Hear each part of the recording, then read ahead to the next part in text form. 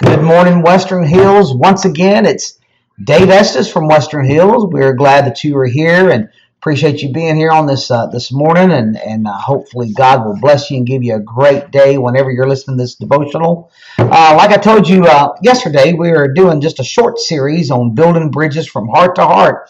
This is written by our good friend, Brother Ray Beeson from the Western Hills Church. He does an amazing job in talking about how Jesus is a bridge builder. And if there's one thing that we need right now in our world is people building bridges. We need to build bridges with people that we don't like, that we disagree with. We need to build bridges to people who are needy, who are sick, who are hurting.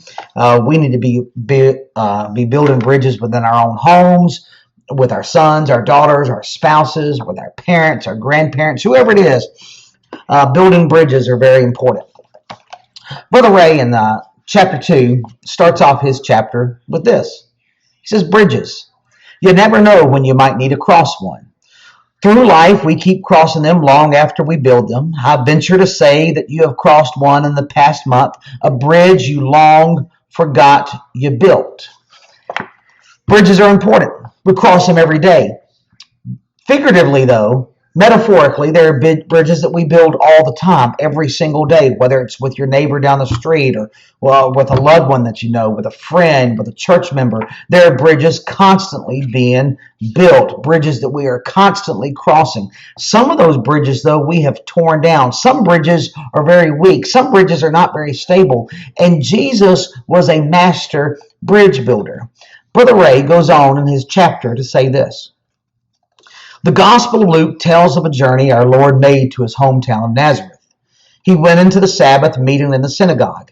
Now the president of the synagogue would choose one person to give a special reading. That day, Jesus was chosen to give a special text.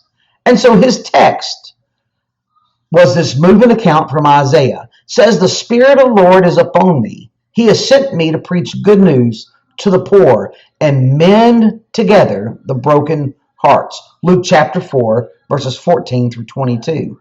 It's interesting that Jesus says that he is supposed to preach good news, that he's supposed to mend together broken hearts, that he's supposed to preach good news to the poor. Jesus was a master bridge builder, and so are we.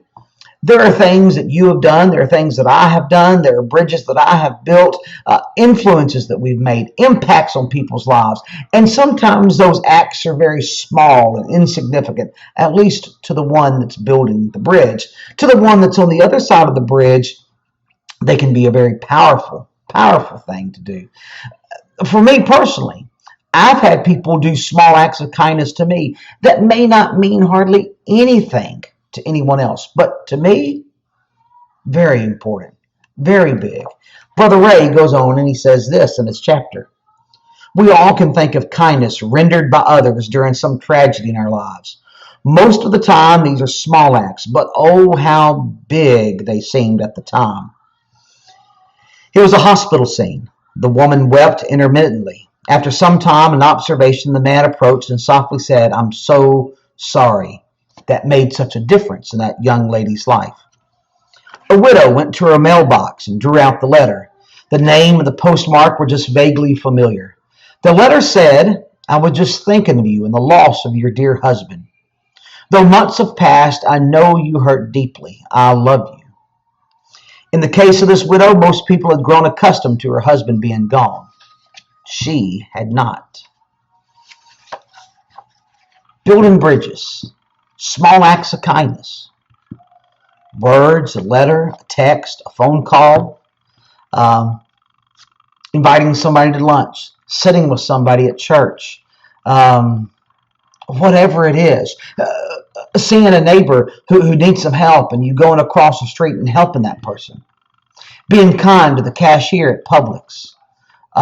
Being helpful to the people who are struggling.